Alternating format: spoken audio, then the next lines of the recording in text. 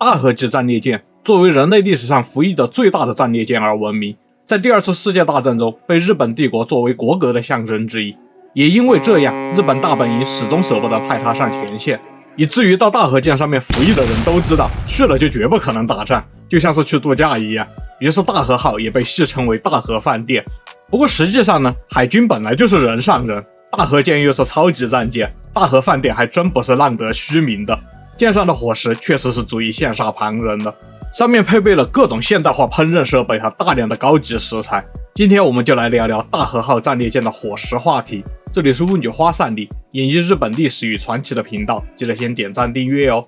考虑到我的频道观众应该并不熟悉大和号的相关常识，其实做这个视频之前我也不太清楚，所以让我先简单介绍一下这艘战列舰。日本帝国海军的旗舰大和号战列舰于昭和16年12月进攻，看名字也知道是大和级战列舰的第一艘。旗舰全长263米，宽39米，装备了当时世界上最大的46寸主炮和相应的副炮系统，是日本帝国造舰技术的巅峰之作。作为联合舰队的旗舰，山本56等日本海军的名将都曾在此指挥作战。这么大的战舰，船员自然也不少，一般有2500人，比其他的战列舰都多了1倍左右。那要每天在海上为2500人准备伙食，也是个大工程呢。当时有戏称大和号的厨房才是唯一像战场的地方，因为二战期间，日本海军每天不仅有早中晚3餐，有些人还要吃夜宵。大和舰的厨房一天需要烹饪4次，而且开战初期的日本海军伙食标准还是各国海军中最顶尖的那一列，这就给烹饪人员带来了不少的压力。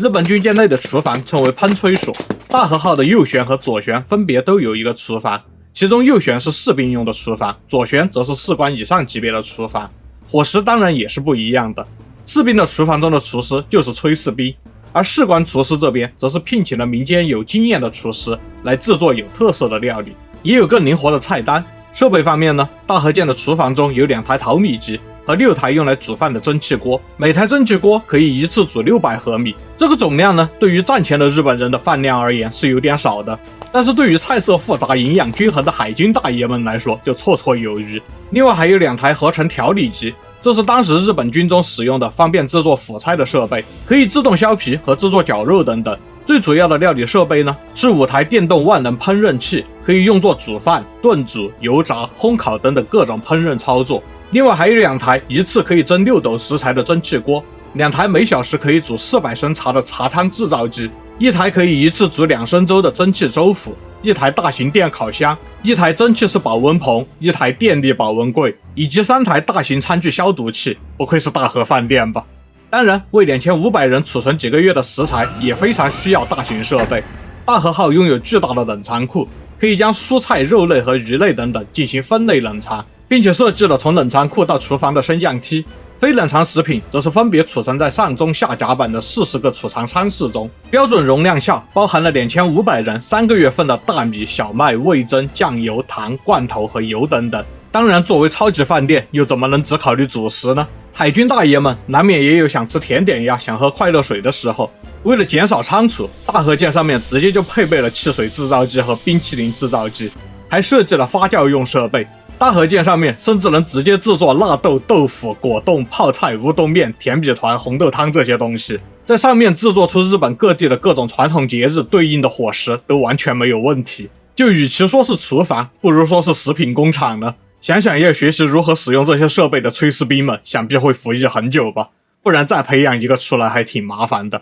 当时大和舰上面的炊事兵工作分成了4个班，每个班大约都是10人，包括调理担当班、粮食仓库整理班、食材清洁和淘米班，以及炊事区域清扫班。4个班人手并不固定，而是各个班在不同职责之间轮流。据说最不想被分配到的就是调理担当班了，或称本职，因为他们的工作量实在是太大了。从食材送到了厨房之后，运送和料理都完全 SOP 化了。班长会在需要加料或者需要翻炒的时候直接下达相关命令，炊事兵们就会在厨房内来回奔跑完成指令。如果动作慢了，就会遭到严厉怒斥，因为必须要在开饭之前完成所有的烹饪。因此当轮到调理担当班时，出现被蒸汽烫伤的人几乎是一定会发生的。由于要吃饭的人数众多，炊事兵们也几乎没有中场休息，做完早餐之后就要立刻无缝衔接的准备午餐了。然后又是晚餐，需要像机器人一样练就没有多余动作的工作习惯，才能不给周围的人添麻烦。有大和号的炊事兵回忆说，他最怕轮到晚饭吃油炸天妇罗的那天，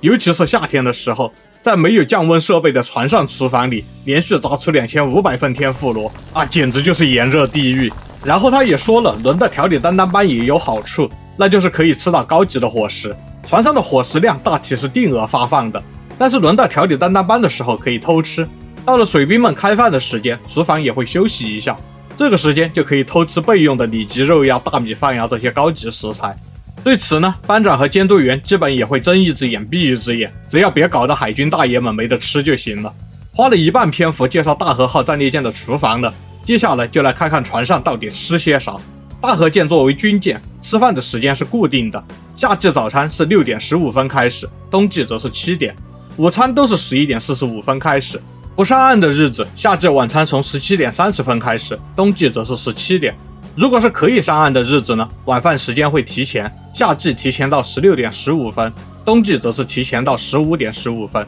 夜宵会在管内巡逻结束之后提供。海军的基本饭食是小麦饭，每人每天配量是6盒米，每天的菜单中都会包含肉类、鱼类和蔬菜来保持平衡。像大正洋食和中华料理这些近几十年才兴起的菜单也可以提供，像是大正3大洋食之一的咖喱饭这种容易料理的食物，在各个军舰都会提供。还有海军士兵总结在不同军舰服役时各舰咖喱饭的优劣来分发给后备。事实上呢，大和舰上最受欢迎的菜单据说就是咖喱饭。一般吃咖喱饭的日子会配上泡菜和黄桃罐头，感觉跟现在日本街头小店的咖喱饭套餐如出一辙。还有一个常被大和舰水兵们提到的餐食是鸡肉炒饭，因为昭和时代鸡肉炒饭这种吃法还不普及，很多水兵都是在大和舰上面第一次吃到了这份料理，所以回忆很深。不过大和舰上面提供的鸡肉炒饭其实根本就不是炒饭，为了大规模制作的方便呢，大和号的厨房制作鸡肉炒饭时是把配料和番茄酱一起放入米中煮，就类似于现在日本各种电饭煲炒饭素的做法。而士官餐厅中最受欢迎的菜单貌似是鸡肉蛋包饭，这个菜单并不在普通水兵的餐厅中提供。大和舰上面的鸡肉蛋包饭和现在的做法基本一样，就是用半熟煎蛋包裹鸡肉饭，再浇上番茄酱或者酱汁，就连会在上面放几颗豌豆这一点，也和现在日本小店中的鸡肉蛋包饭基本同款。据说大和舰上面有个潜规则，鸡肉蛋包饭上面的豌豆数必须是奇数，如果犯了偶数科，就会被士官进行海军精神注入。顺带一提呢，鸡肉蛋包饭中的鸡肉炒饭并不是上面的那种妥协产品，而是真正的炒饭。所以据说在普通水兵中，有鸡肉蛋包饭中的鸡肉饭比我们吃到的更好吃这种话题。当然，以上都只是受欢迎的菜单。我查了一下大和号战列舰在前中期的轮流菜单，都说的话那就真的是贯口报菜名了。像是法式浓汤就有鸡清汤、南瓜汤、蛤蜊浓汤3种轮流，海产品的主食则有鲑鱼可乐饼、鲑鱼炖菜、啤酒煮鲤鱼、蛤蜊咖喱、鱿鱼汉堡排、腌制沙丁鱼、烤鳗鱼这么多种轮流。其他还有10几种猪牛肉类料理、10种左右的禽类料理和5种左右的全素料理，就不一一报菜名了。就连米饭的种类都超过10种，沙拉种类也有10种左右，还有不同种类的面食和超过10种甜点供应。据说有服役时间只有几周的水兵表示，在大和舰上没有一次吃到重复的便当，恐怖如斯。上面说的还只是普通士兵的餐厅，军官餐厅的伙食就值得细说了。因为当时日本海军的军官餐厅实行的是点单制，也就是军官需要自费伙食，但是相对的也可以在多种菜单中选择自己想要的。那在军官餐厅里就有一些食材高级或者制作考究的主菜了，比如炖烤龙虾呀、龙虾可丽饼呀、法式嫩鸡呀、虾肉烧麦呀、猪肉海带卷呀、烤比目鱼呀这些。甜汤也有番茄奶油汤、蛤蜊清汤、白昆布鸡汤这些更正宗的选择。甚至就连米饭也有金枪鱼盖饭、龙虾咖喱饭、松茸饭、那不勒斯通心粉这些高级选择。甜点方面也多出了马卡龙和蛋糕拼盘这些消耗更大的菜单。当然，军官食堂的菜单我也只是举例而已，感兴趣的话可以自行查阅，选择还有很多，大和饭店真不是浪得虚名。不过呀，这些轻松愉快都是在战争的前期，后来随着战争的推进，日本帝国的情况越来越糟糕，能配给给国民的食材种类和数量都逐渐减少，大和号战列舰的菜单也变得越来越简单了。到了战争末期，即使是大和号上面的普通士兵，有时餐时也只有小麦饭配腌菜和酱油汤呢。大和饭店越来越名不副实，渐渐变成了不会被派去打仗，但是待遇也没有特别好的大和招待所。1945年4月7日，联合舰队的赴死之战，大和号战列舰也终于在冲绳特攻作战中被编入了战斗队伍。因为这次出击，如果自我安慰一下，可以说是九死一生，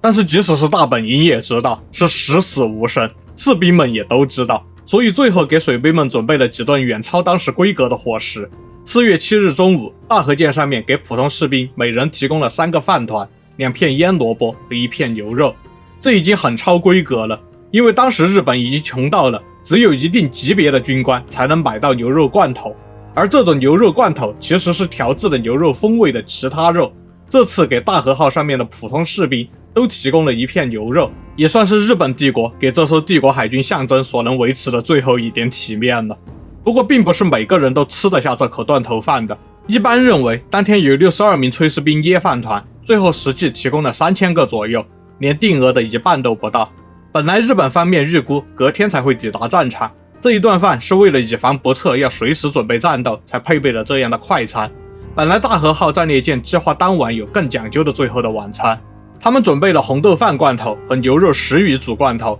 甜点则是甜汤丸子。红豆饭是日本人遇到好事庆祝时会吃的，牛肉是日本人心中的高级食材，甜汤丸子则是日本的一些重大节日会吃的。虽然都是低配版吧，但也算是艰难环境下勉强凑了出来。别的军舰即使是断头饭也离这种规格很远的。但最后大和号在前往冲绳的途中，在鹿儿岛湾被海军的潜艇发现，然后遭到了集中攻击，最终沉没在了这里。那这顿专门准备的最后的晚餐，最终还是没能提供给水兵们。他们的真正最后一餐就是饭团加上1片牛肉，现在便利店里最便宜的100日元1颗的饭团。都看到这儿了，别忘了点赞订阅啊，我们下期再见。